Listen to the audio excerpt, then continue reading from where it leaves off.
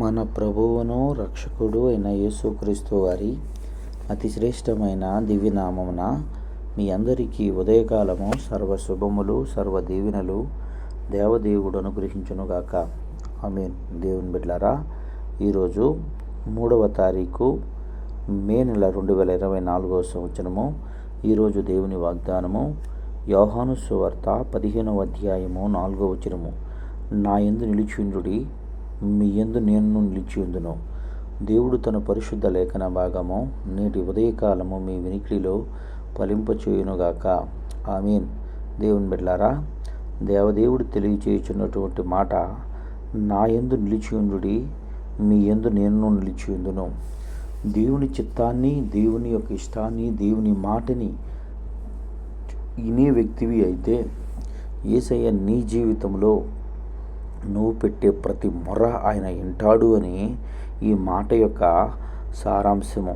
సహోదరుడా, నీవు దేవుని సన్నిధికి వస్తున్నావు, దేవుని మాటలు వింటున్నావు, దేవుడంటే ఇష్టము అంటున్నటువంటి నీ జీవితంలో దేవుడు చెప్పినటువంటి మాట విన్నావా? ఇప్పటి వరకు వింటూ ఉన్నావా?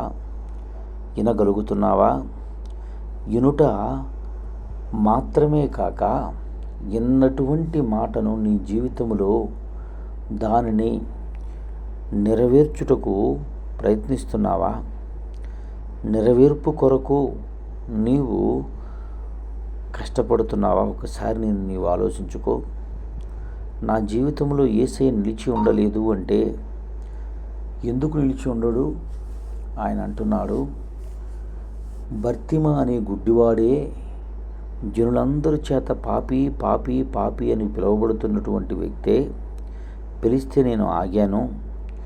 ఎంతమంది ఎన్ని ఆటంకాలు నాకును ఆయనకును బర్తిమకును నాకును కలిగించినప్పటికీ కూడా నేను నా యొక్క చెవి ఎప్పుడూ కూడా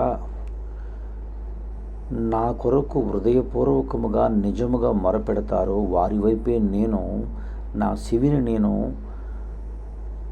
ఆలకించు వాడునై ఉన్నానని దేవుని వాక్యం తెలియజేస్తుంది. కనుక సహోదరుడా, సహోదరి, దేవుడు నా జీవితంలో ఎందుకు కార్యాలు చేయటం లేదు అని నీవంటే దేవుని వాక్యంలో ఉన్న సంగతిని నేను మీకు తెలియజేస్తున్నాను. నిశ్చయముగా నీ జీవితంలో దేవుడు మేలు చేయటానికి ఇష్టపడుతున్నాడు. నిశ్చయముగా ఆయన మేలు చేయటానికే నిన్ను పిలిచి ఉన్నాడు. అట్టి పిలిచిన దేవుడు నీతో ఈరోజు తెలియచేస్తున్నటువంటి మాట, నా యందు నిలిచి ఉంటావా?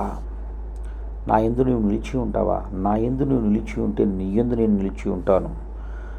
నీవు నా యందు నిలిచి ఉండి నేను చెప్పిన ప్రతి మాట నీ జీవితంలో వాటిని అనుసరించు నడిచే వ్యక్తివి అయితే నీవు పెట్టే ప్రతి మొర వింటి నీ జీవితాన్ని ఆశీర్వాదకరంగా దీవెనకరంగా మలుస్తానని దేవుడు తెలియజేస్తున్నాడు. కనుక అట్టి దేవుణ్ణి హృదయపూర్వకంగా అంగీకరించి అట్టి దేవుని మాట వింటూ ముందుకు కొనసాగు కృప దేవుడు మీకు అనుగ్రహించునుగాక.